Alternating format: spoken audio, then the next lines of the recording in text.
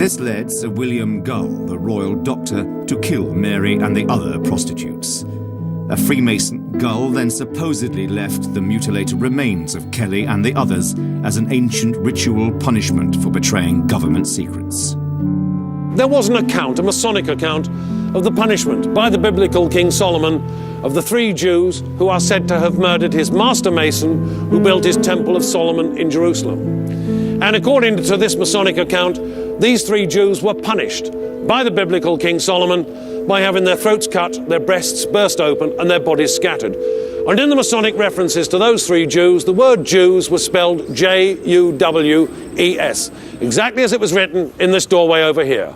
So how Eddowes died and the spelling of the word Jews, that is what has led to the suggestion that the murderer was either a Freemason or knew something about Freemasonry. My own personal view is that it was a lovely, sensational story, and it sells papers. And a lot of people may have probably thought there was something in it at the time. Another theory held that Jack the Ripper was an American, a doctor named Francis Tumblety. A frequent visitor to London with dubious medical credentials, Tumblety had over the years faced a number of charges, including malpractice, sedition, and possibly a part in the Lincoln assassination. Just 2 days before Mary Kelly's murder, Tumblety was arrested for assault, then later released. His whereabouts were unknown until the end of November, when he departed for New York City. He was actually followed to New York by Inspector Andrews, one of the investigators, from where Tumblety fled. Police on both sides of the Atlantic waited for Tumblety to appear. Railway stations and departing steamers were closely watched. But he was never seen again, leading some to think he was the Ripper. I think there are lots of reasons that make him a good suspect. I think it was given some credence when Wynne Baxter, the coroner, summed up at the inquest on Chapman and said that an American doctor had been trying to buy wombs from one of the London teaching hospitals. He also was allegedly the possessor of a collection of wombs in glass jars back in 1865 around Washington, when he was practicing in Washington.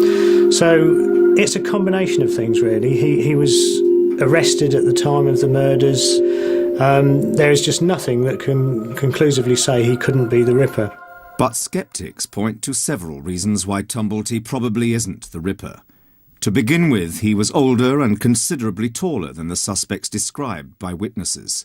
Plus, he wore a moustache with very long, waxed ends.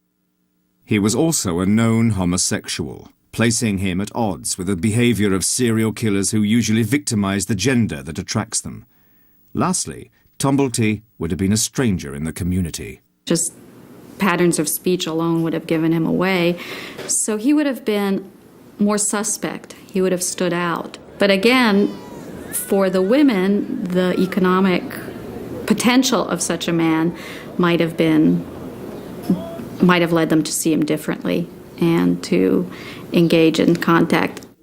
By 1894, 6 years after the murders, speculation about the Ripper's identity was still rampant. That year, Chief Constable Sir Melville Macnaghten wrote a memorandum refuting a newspaper article alleging that the Ripper was a man named Thomas Cutbush. He claimed Thomas Cutbush had been interviewed by police officers and totally exonerated, and he couldn't possibly have done the murders. As he went on, he said not only was Cutbush nothing to do with this at all, he said, I can name 3 top suspects that the police officers at the time, 6 years previously, considered far more likely to have been Jack the Ripper. He named Montague M.J. Druitt, who he called a doctor, but who in fact was a barrister and teacher. He named Kosminski, without a first name, just Kosminski, a Polish Jew. And he also named Michael Ostrog, who in fact was a con man and a convict, and who the police later had in custody, so it's virtually impossible that he was the Ripper. According to Macnaghten, the most likely of the 3 suspects was Montague Druitt, who disappeared shortly after Mary Kelly's murder.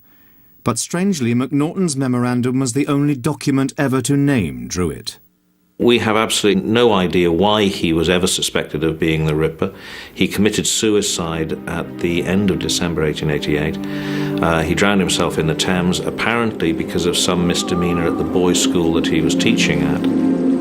MacNaughton based much of his belief on secret documents that he allegedly destroyed prior to his retirement.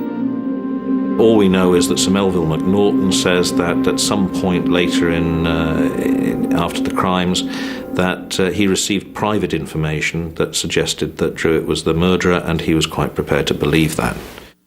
Another of MacNaughton's suspects also seems highly unlikely.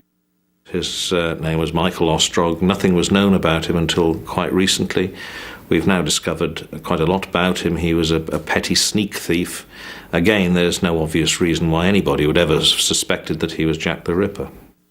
The remaining suspect was a man named Kosminski, a Polish Jew who, according to MacNaughton, possessed a great hatred of women, particularly prostitutes, and had strong homicidal tendencies.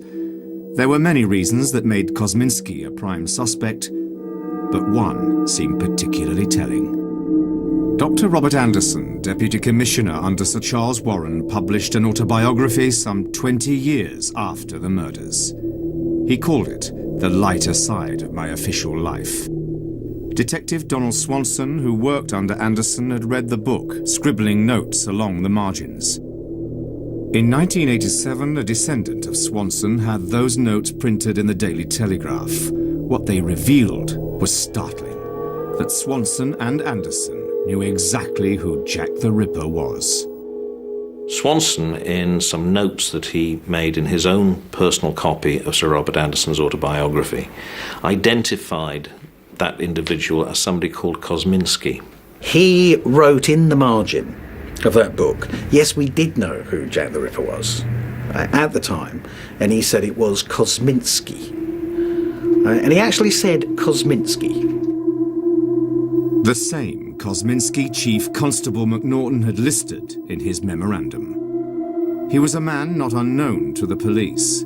Shortly after Liz Stride's murder, Israel Schwartz identified Kosminski in a police lineup. But there was a problem. Schwartz refused to testify against him. Schwartz identified Kosminski as the man he'd seen that night. Now, this, of course, is the only evidence the police have got. There's no forensic, nothing else. It's got to be something like this. But Schwartz refused to give evidence at court. He claimed that he was Jewish, Kosminski was Jewish, and he would not have the death of another Jew on his conscience. According to Swanson, the reason he refused to testify was because he knew that his testimony would send this person to the gallows. Without that testimony, police had no grounds to hold Kosminski. He was released into the custody of his brother, who lived in Whitechapel, who looked after him. And he was then, according to all the police records, he was watched continuously. And they followed him 24 hours a day through the East End of London. No more murders ever took place. And then sometime later he was taken from the home, taken to a mental institution, and spent the rest of his time there. A fairly thorough search of asylum records has shown that there's only one Kosminski who was committed to an asylum, and he was committed to Colney Hatch Lunatic Asylum, and his name was Aaron Kosminski. There's only three ways this is going to end, isn't there? It's either the person goes abroad, they die, or they're incarcerated. But all aid was stood down to the East End of London at Christmas 1888. Now that tells you that the police officers then were pretty sure they knew who Jack the Ripper was. To actually cancel all the aid at that early, only a month, 6 weeks after the last murder, tells you they knew, they were convinced, absolutely convinced, that they knew who Jack the Ripper was. Yet if the police did know the Ripper's identity, why they didn't publicise it becomes another mystery. Speculation has continued for over a century. But there are some who see only one likely suspect. In 1888, they looked at Ostrog, they looked at Druitt, but they were convinced it was Kosminski. Now, people would come up with all different things, but as I said before, if it was good enough for the investigating officers at the time, it's probably good enough for me 110 years later. And there's no doubt, since then, as far as I'm concerned, from my point of view, from a policeman's point of view, all other suspects would go out of the window. Our profile fit one of the suspects almost dead bang. That doesn't mean he did it. It simply means he fit the characteristics and traits that we believe would have been possessed by the individual known as Jack the Ripper.